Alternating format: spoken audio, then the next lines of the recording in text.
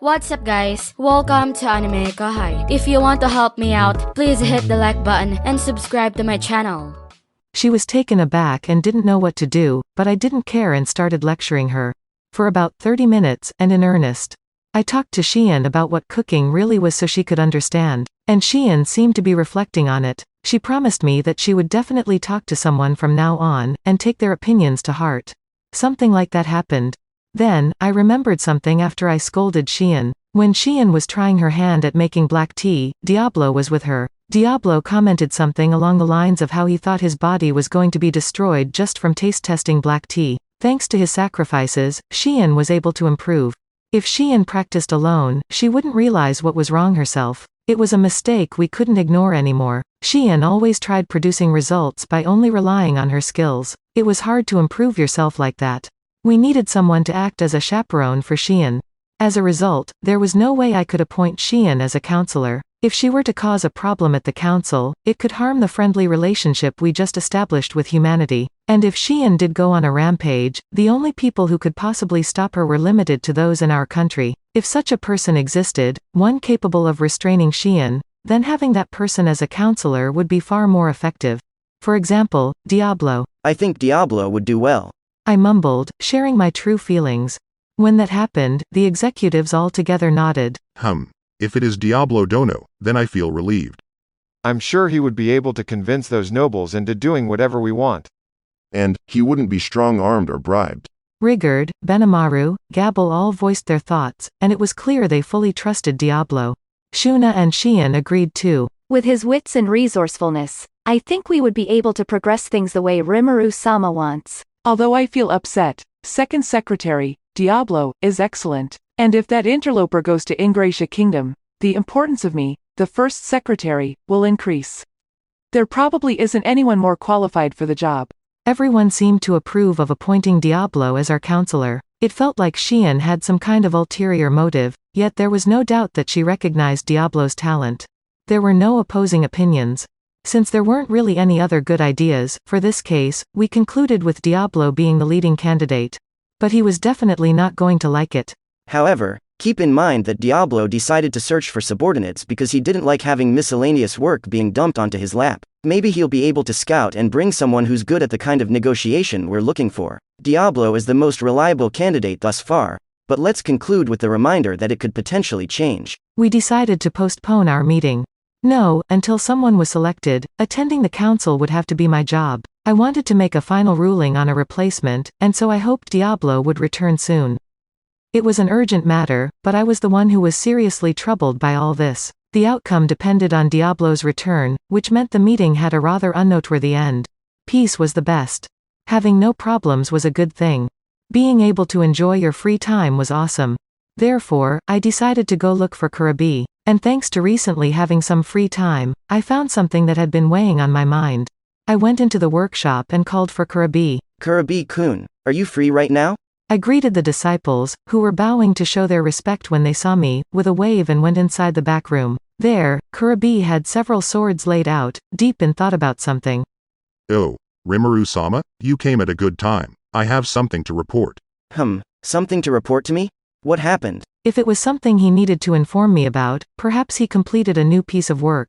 Kurabi had been bringing my ideas to fruition, often developing them together with Kaijin, so I thought maybe he made another useful thing. My assumption turned out to be true. It's about the weapon mechanism you requested a while ago. It's finally complete. Kurabi exclaimed, pointing at the assortment of differently shaped swords that were spread out in front of me. Seeing his happy expression, I could immediately tell that this was something truly astonishing. But what was it that I requested? There were so many spur-of-the-moment ideas I told him about that I couldn't pinpoint which exact one he was referring to. Whatever the case may be, I'd probably find out more if I appraised it. Answer. Weapon. Broadsword, the classification is unique grade. Oh, it's unique grade.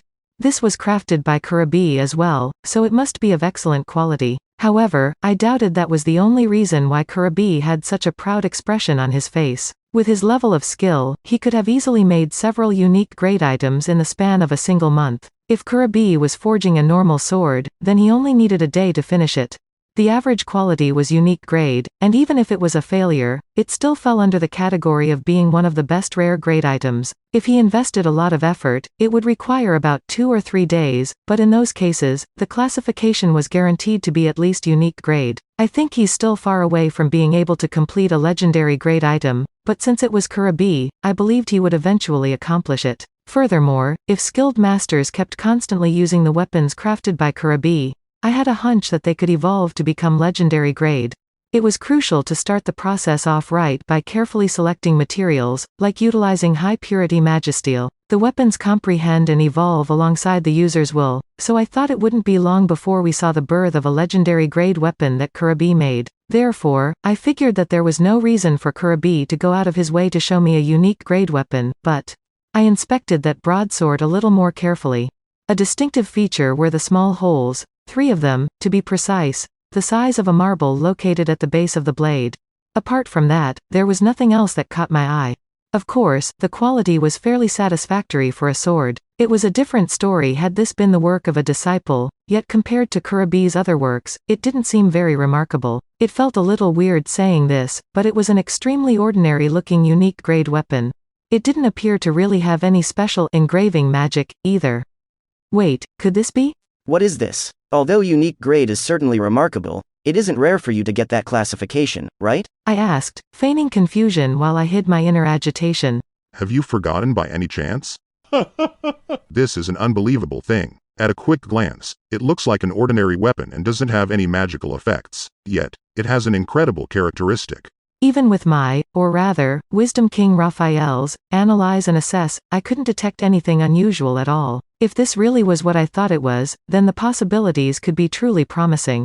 In front of me, Kurabi, who could hardly contain his excitement, brought out some kind of glowing ball. He then casually fitted it into a random slot. You place the ball like this into the hole on the slotted sword. If you do that. Report. Weapon. Broadsword has changed into magic weapon. Broadsword. Ah, I knew it. An ordinary weapon had changed into a magic weapon. In other words, it meant that the idea I had been fantasizing about had ultimately come to fruition. Whoa, is it finally complete? As expected of Rimuru-sama, you've realized it too? That's right. This weapon mechanism is exactly the same as what Rimuru-sama mentioned before. That's right. I've definitely brought up that idea in the past. I knew that Kurabi had been steadily researching, but the thought of him succeeding this quickly never crossed my mind. You sure are scary, Kurabi. He was a reserved man who didn't feel the need to boast about his accomplishments. His work was more than sufficient enough to eloquently describe his prowess. He was a true example of a master craftsman. Kurabi-chan, you're really amazing, you know that? This is a really amazing invention. I exclaimed to Kurabi, excited. Kurabi smiled happily, just as excited, and nodded vigorously. I did it. He had a smug look. But it wasn't often you saw a smug face as handsome as his. Shian's smugness annoyed me, but unlike her, I honestly wanted to praise Kurabi. There were several ways of crafting magic gear.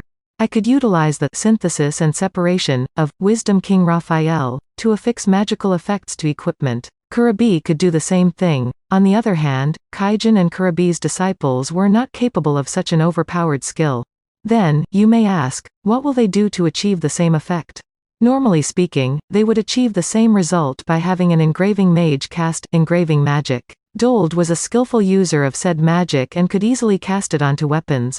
Engraved magic gear could be infused with mana, and once infused, it was possible to execute certain magic. However, there was a limit to the number of varying magics that could be enchanted. At most, only 2 types of different magic could be enchanted. Moreover, it was impossible to remove the engraving after enchanting. I figured that I had mentioned this plenty of times, but there was another method, and that was through the evolution of weapons. The weapons could be given special properties through the user's mana.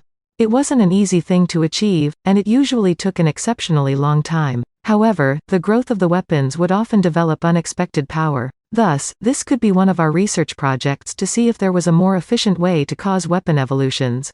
We had acquired a large amount of unique grade equipment from the ancient ruins of Amalita and supplied part of them as research material. Research like that would not yield results so easily, so we would have to be persistent on the matter. Next, let's check out some of Kurabi's work. These were some products that subverted conventional concepts. Kaijin, Kurabi and I had been drinking one time when an idea suddenly came to us. We would use Magisteel, since it was a great conductor of mana, to craft hardened weapons. In addition, we also planned to prepare an item that can be used as a core to cast magic. That way, we might be able to create magic gear that didn't have fixed magic anchored in them. For instance, what would happen if we fitted a sword with spirit magic stones? The answer was the same effect as the slotted swords, those weapons with holes in the base of their blade. And the slotted swords weren't going to use magic stones, but rather jewels that had much higher purity. So, is it close to what Rimuru-sama had envisioned? As you can see, I've managed to craft these slotted weapons. Kaijin-san also discovered a way of condensing magicule concentration in order to craft high-purity magic crystals. Kurabi sure had a lot to show off. It looked like Kaijin really took part in the research effort. While Kurabi crafted the weapons, Kaijin crafted the marbles. It was no wonder how they were able to successfully create something this wonderful since the two of them had joined hands.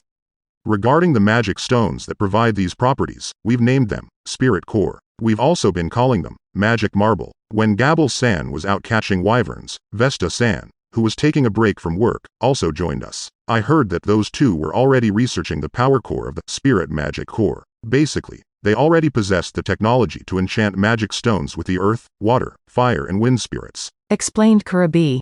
I recalled Ramirez mentioning that the Spirit Magic Core was meant to ensure all the spirits were activated at the same time. Kaijin and the others were doing similar research in the past, so crafting a single spirit magic stone was a piece of cake for them.